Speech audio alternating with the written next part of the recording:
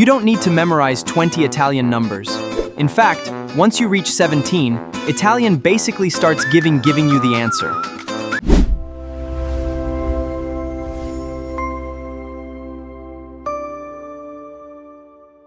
Last time, we learned essere and avere. Today, we're learning numbers, but not as a boring list.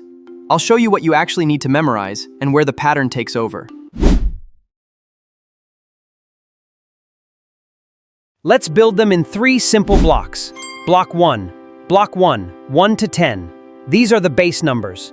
From 1 to 10. 1, 2, 3, 4, 5, 6,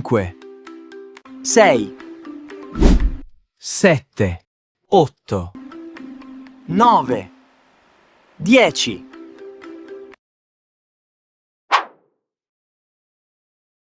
Uno, 2, 3, 4, 5, 6, 7, 8, 9, 10.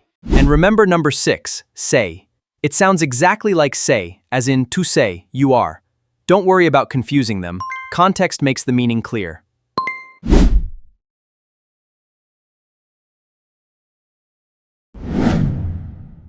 Now comes the part you actually have to memorize. But it's only 6.